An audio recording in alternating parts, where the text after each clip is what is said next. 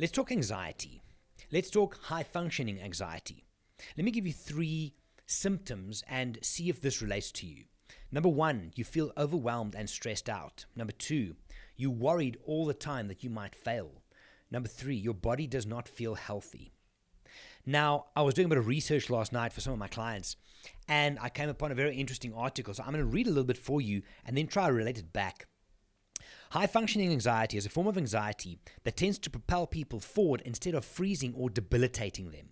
In fact, most people with high-functioning anxiety would be described by friends and family as competent and high achievers.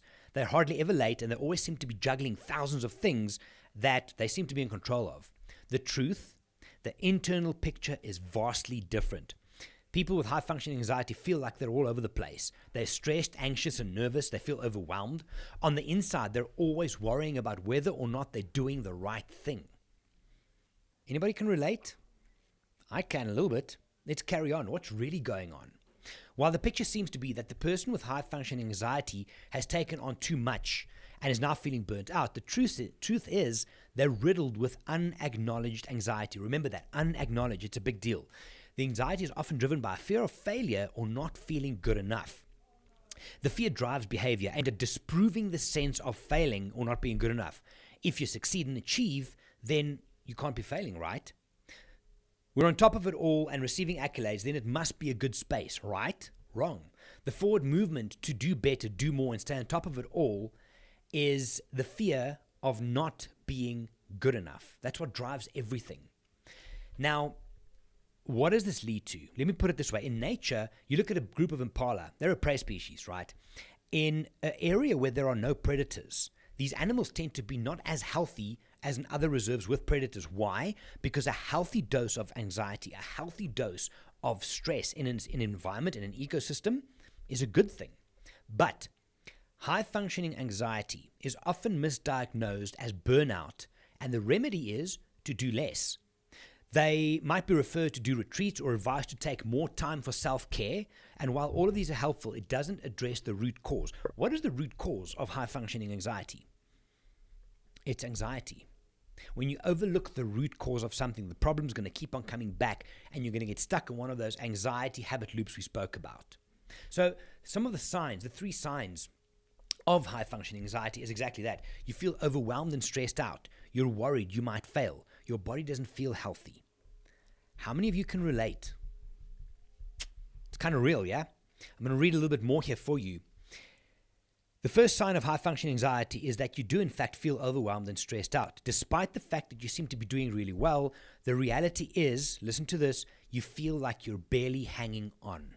People with high anxiety tends to be sensitive, often tearful, and the slightest thing can make them feel distressed. They find themselves obsessing about routines and structure and feel distressed when plans change or routines fall apart. It's very unsettling for them when control is taken away. A messy environment feels noisy, so they're driven to keep things tidy and ordered. Now, practical example, sometimes when I get to an anxious state, when I feel stressed out, the dishes would be standing there. And it feels noisy to me. It's like, I cannot cope with this. I need to fix that. I'm trying to take control of the noisy environment in order to make me up here feel better. Next one, you're worried you might fail. While others envy your success and achievements, you're secretly worried you might fail. Imposter syndrome. You experience chronic anxiety and self-doubt about performance, and imposter syndrome is that familiar feeling. It's like, I'm not good enough, and at any point in time, people are going to realize I'm not good enough, and they're going to tell me about it. People with high-functioning anxiety overthink and overanalyze everything. They may refer to themselves as perfectionists to talk about their type A personality. I know some people. Even in social situations, they worry they may be too loud or be too quiet. Maybe they offended someone. Perhaps the email was a little bit too hard-worded. They feel concerned about the way they said goodbye or the tone of their text. Everything is analyzed and checked, and it becomes exhausting. You cannot keep on habit looping like that and expect it not to take a toll on your headspace. One of the last signs of high-functioning anxiety is your body just doesn't feel right. You don't feel healthy. Are you struggling with persistent gut health issues, muscle tensions, or headaches? People with high-functioning anxiety often have all of these symptoms. The biggest telltale signs, however, are the gut health issues. People with high functioning anxiety often have a diagnosis of irritable bowel syndrome, IBS. These symptoms are often overlooked and treated by the GP as a separate issue unrelated to anxiety. It's easy as a high-functioning anxiety sufferer to simply disregard all of this and keep moving forward, but the risk to your mental and physical health is very real. You cannot keep on pouring from an empty cup. It's a cliche, but it still works. What is the biggest thing? There's two phrases. Number one, unacknowledged anxiety. Pay attention to it, and you'll already start thinking about it differently. And understand that the root cause of all of this is anxiety. Now, again, it's not always a bad thing. Anxiety is not by default bad. We need a certain amount. I'm going to the US in a couple of weeks. I'm going to do public speaking. I get anxious before that. But that anxiety is a good thing. I need that in order not to be complacent and just carry on.